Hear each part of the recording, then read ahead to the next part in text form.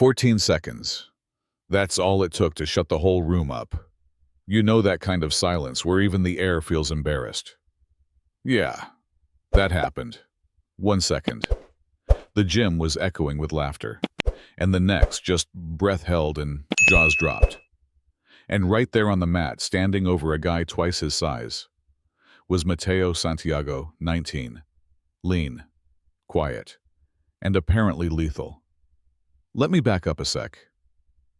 When Mateo first walked into that fancy jiu-jitsu academy in Scottsdale, Arizona, he didn't exactly look the part.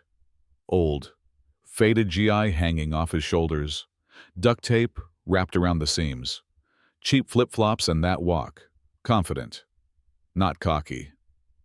But to them, it just screamed. Another broke kid trying to chase a fantasy. One guy even muttered, "Bet he doesn't last the week." They didn't know Mateo. They didn't know that he'd been training in his cousin's garage since he was 12. No coach. Just YouTube, an old punching bag, and a pile of sandbags stitched together into a dummy he named Tito. His mom worked nights cleaning clinics, and every cent they had went to rent. There was no time for martial arts schools, just grit, and more grit. Anyway, back to the gym.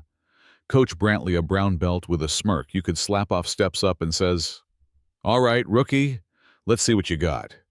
Then he motions to Diego, one of his star students, a blue belt known for being the gym's hazing machine. You could tell this was a setup meant to humiliate, to remind the new kid he didn't belong. And for a second, it almost worked. The circle formed.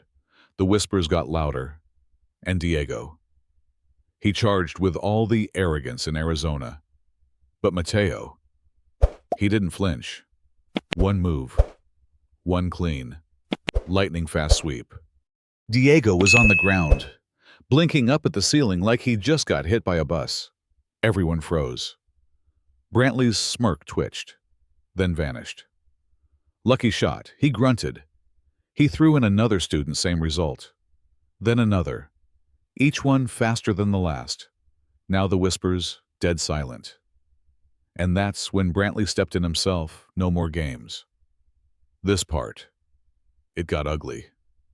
Brantley came at him hard, slammed Mateo down, locked in a hold so tight you could hear the crowd leaning in, waiting for the tap.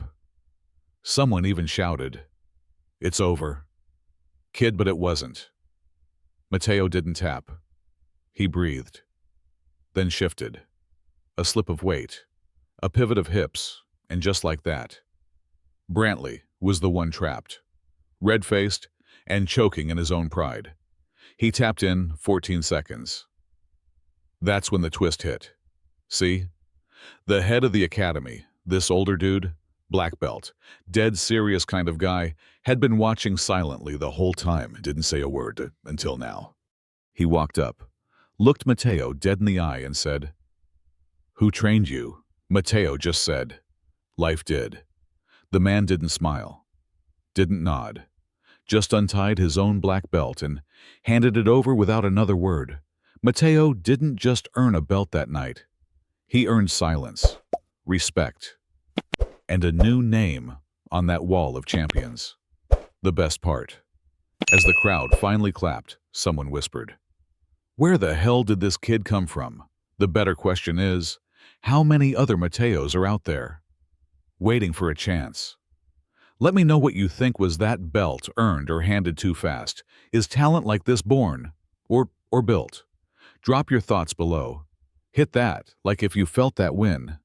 And tell us, what would you have done in his shoes?